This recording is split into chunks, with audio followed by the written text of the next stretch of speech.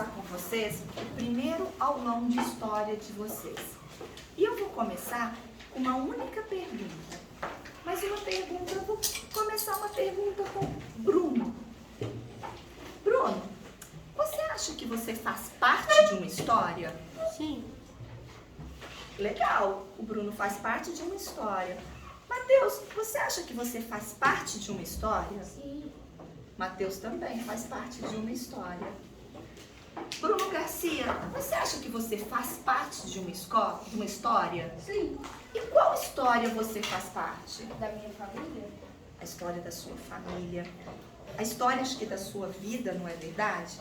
Mas se nós pararmos um pouquinho para pensar na história na qual nós fazemos parte, nós podemos pensar assim. A história da minha vida, que a minha mãe engravidou, eu nasci, aniversário de 1º ano, e assim por diante. Hoje, o 6º ano, a escola, os meus colegas que me acompanharam, a história da minha família, tenho meu irmão, meu pai, meus avós, e as pessoas que fazem parte da minha família. Bruno, mas você acredita que você pode fazer parte também da história do Brasil? É? Verdade. E por quê? Nós não somos brasileiros? Sim. Nós não tivemos os nossos ancestrais? Sim. Luzia é uma delas. E sabe uma coisa muito interessante? Luzia, que o Mateus brinca, fala que não esquece esse nome porque é o nome da moça que trabalha lá na casa dele. E o Otávio brincou. Eu levei como uma brincadeira, que o Otávio disse assim, eu perguntando, gente, aonde foi encontrado? Vou dar uma dica. Minas Gerais. O Otávio brincou. Ah, a Luzia foi encontrada em Capitólio. Eu até fiquei brava. Falei, como assim? Encontrada em Capitólio? Eu não acredito que o professor de história não falou para vocês onde Luzia foi encontrada. E mesmo dando um branco, eu acho que a gente não lembrava de Capitólio e nem de Piuí. Oi, Otávio. A Luzia foi encontrada na Lagoa Santa. Verdade, em Lagoa Santa. E teve uma época, alguns anos atrás, que a Luzia estava exposta em um museu, o qual pegou fogo. Foi muito triste, mas isso é para uma outra história. Hoje nós vamos começar com o nosso aulão e eu quero vocês, primeiro na apostila de história, na página 33. Nossa, Fefe, mas você não deu a página 33 para estudar? Não, eu não dei a página 33. Mas eu vou começar um pouquinho rapidinho na página 33. Sabe por quê? A página 33, ela fala do evolucionismo. E quando nós ouvimos essa palavra, evolucionismo, lembramos de algo que evolui. Não é verdade? Não é? E nessa matéria, nessa parte do evolucionismo, ela toca em 2 assuntos. Primeiro assunto, parte que fala que nós fomos uma criação da evolução, uma criação na qual a ciência explica.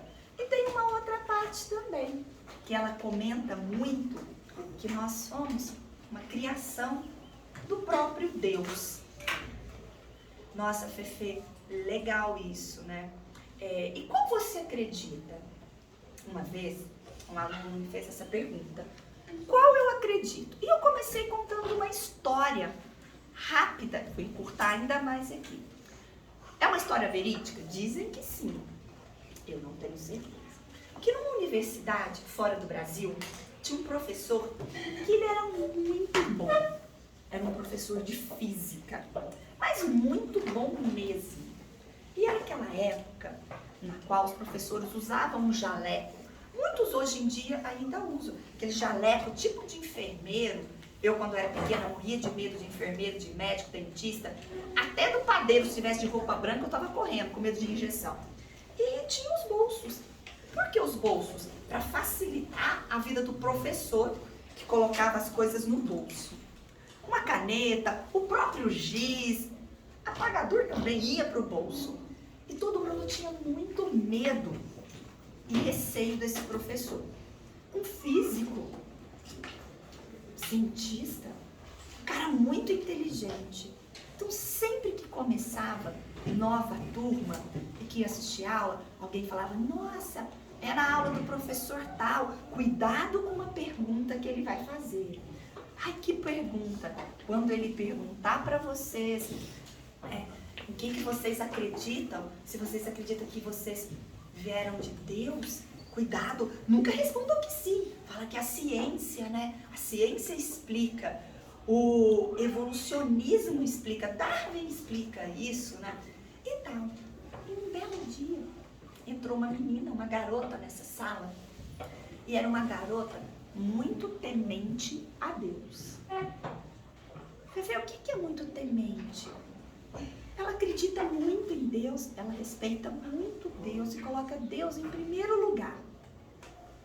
E ela virou e falou assim, não, eu só vou responder o que eu acredito ser verdade. Cuidado com a resposta. E aconteceu. Ó, aulão de história, o Otávio que fez. E aconteceu. O professor entrou na sala e a primeira pergunta que ele fez para a galera nova era: quem vocês acreditam? Que Deus nos criou? Vocês acreditam na ciência que pode provar? Todo mundo, ciência, ciência. E por incrível que pareça, ele apontou para ela. Deus Pai Todo-Poderoso que criou nós todos. E ele começou a fazer uma explicação. E ela começou a não concordar e falar a própria resposta dela. Ele virou para a turma toda, pegou um giz, mas um giz grande, não um pedacinho. E ele virou e falou: eu vou jogar esse giz. Se esse giz não quebrar, realmente é uma criação do seu Deus Todo-Poderoso. Mas, se o giz quebrar, a ciência explica tudo. E vocês recordam que eu disse para vocês que o professor usava um jaleco e com bolso? Sim. Na hora que o digníssimo foi jogar o giz, alguém fez algum tipo de barulho. E ele desviou. Quando ele desviou, que foi jogar o giz bateu no bolso. Já foi amortecendo um pouquinho a queda.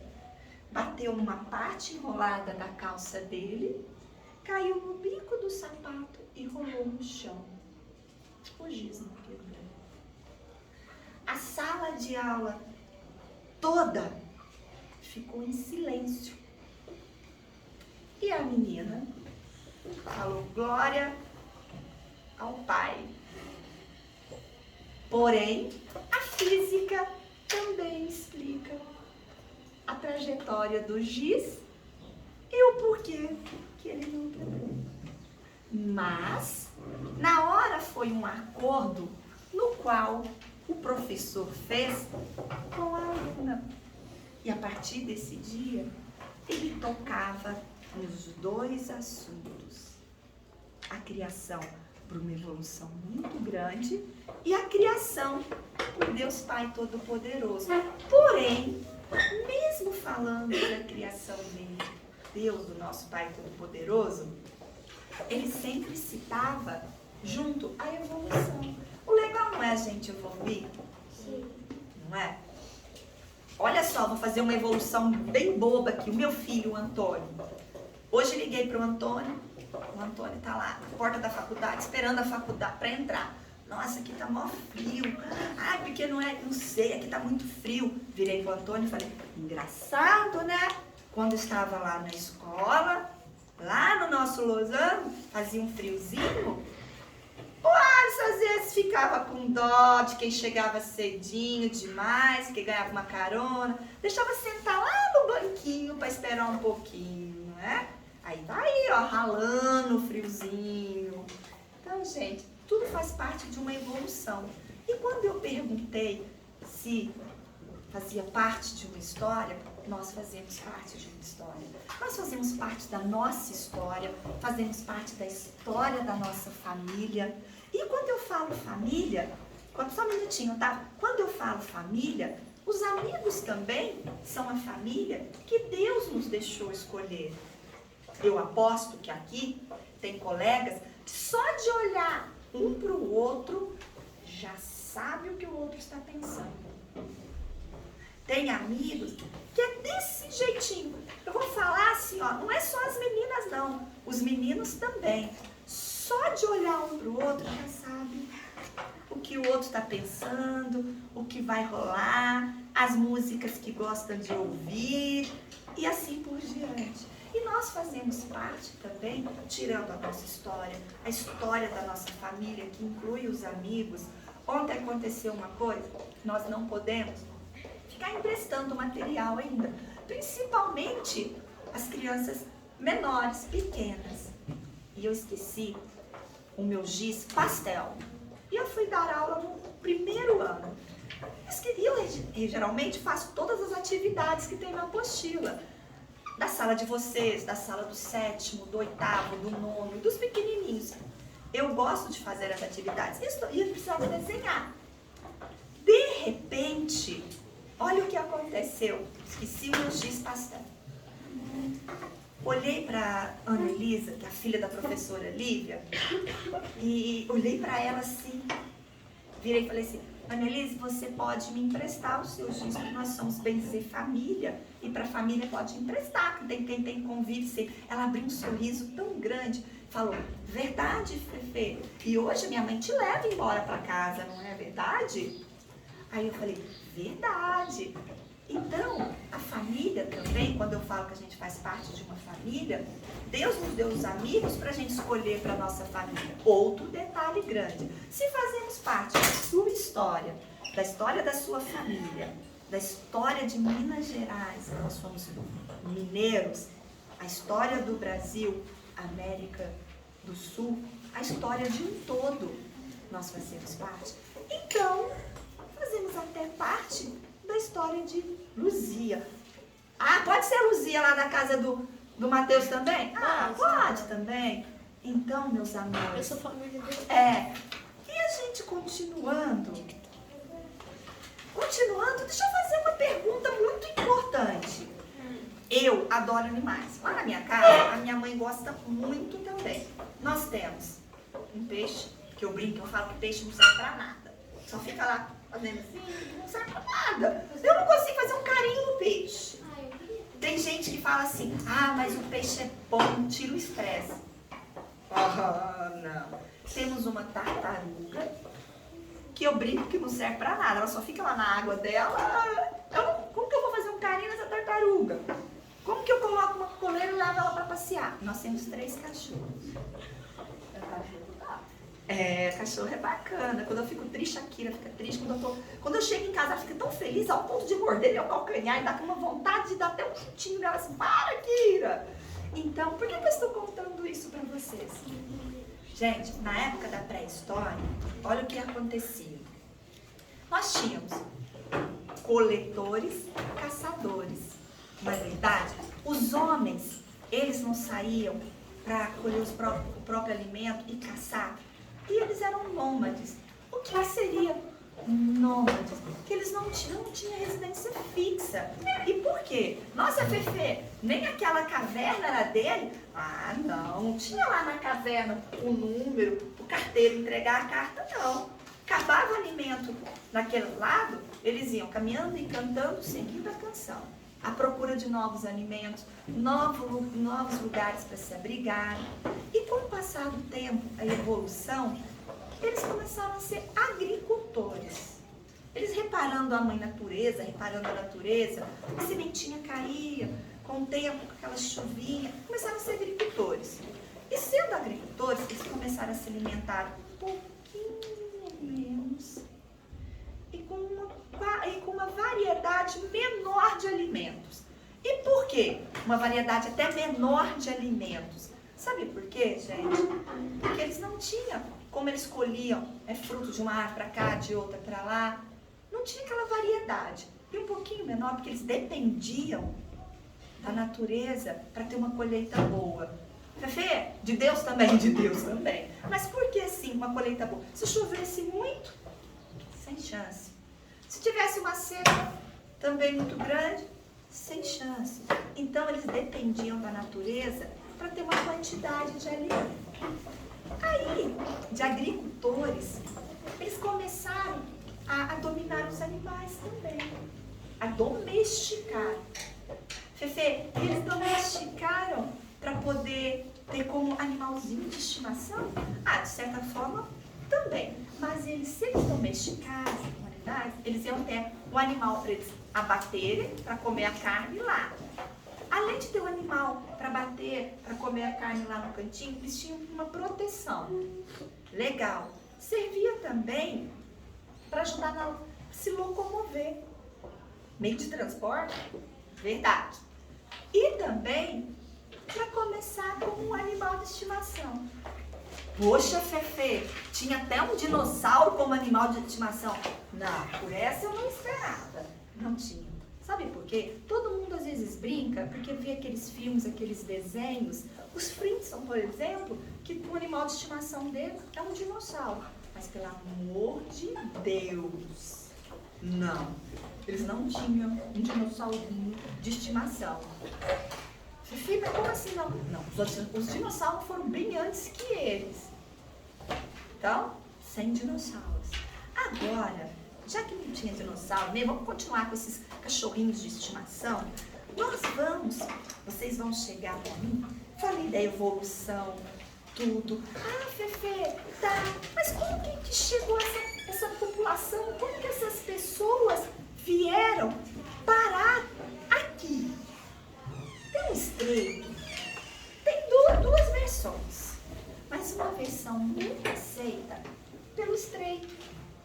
Fefe, por favor, que estreito é esse? Aquele estreitinho famoso que congelou. Alguém lembra o nome? Estreito de Bering. Verdade! O Estreito de Bering. E com que eles vieram, Fefe? Pode falar, Bruno. Eles foram através do Estreito de Bering, só que depois esse estreito, ele derreteu, daí não existe mais.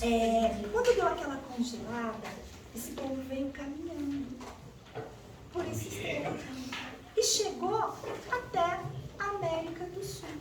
E sempre seguindo, como eles eram nômades, né?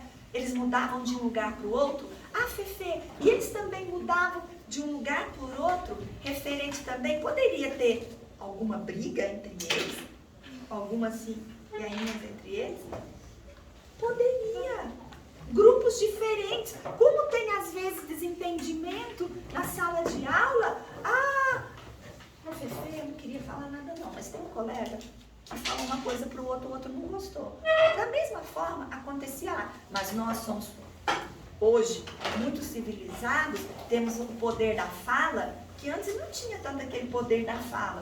A gente conversa, já resolve tudo, depois já chega e fala, está tudo resolvido, tudo dominado. Naquela época, estava igual a Dona Onça lá em casa. Naquela época estava igual a Dona Onça lá em casa. Espécies diferentes dos seres humanos, né? Fala alguma coisa. Aí a Dona Onça lá em casa vira e fala, fica brava. Fala alguma coisa. Eu falo, você está me respondendo? Não é assim na hora, bem na briga. E outra coisa, um pouquinho continuando, um pouquinho mais a nossa evolução. Aí teve da pedra polida, que a Fefe começou a falar já deles começarem a agricultura, fizeram os famosos utensílios, tanto para melhorar a caça, como para se protegerem. E teve a idade do cobre. Você sabia que tem pessoas antigas que chama dinheiro de cobre? Você tem um cobre para me emprestar? A idade do bronze, não é aquele bronze que as meninas gostam de marquinhas, não. Aí a idade do ferro. Chegamos quando a Fefe falou também no começo, lá na página 47, que a Fefe já citou a Luzia. Fefe, qual Luzia você citou? A Luzia que trabalha na casa do Mateus ou a outra Luzia? As duas Luzias. Mas vamos falar Lagoa Santa, eu falei que em Minas Gerais, no sítio Lapa Vermelha, ficou extremamente conhecido, extremamente famoso pela luzia. E temos também, na página 48, que é muito interessante, a megafauna. O que foi a megafauna? Quando nós falamos em mega, né? Não é a Mega Sena, não. Eu sei que a Mega Sena é muito dinheiro, quando a gente fala em mega é uma coisa grande. Mas o que foi a megafauna? Animal grandão. Animais grandes, fortes? Sim. Isso aqui foi antigamente, no Brasil antigo, isso aí. A megafauna brasileira, mas é animal grandão. Animais grandão, antigamente. Dinossauros? Não, dinossauro já é grandão de natureza.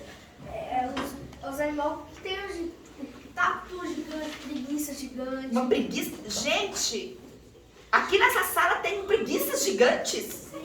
Sim! Pesou 230 Uma quilos. brincadeira. Realmente. Matheus, entendeu? Otávio, daqui a pouquinho eu já deixou você falar. Realmente, como o Matheus disse, a megafauna brasileira, os animais gigantes. Mas por que eles eram tão grandes? Comeram fermento? Não, é por Pó causa, royal?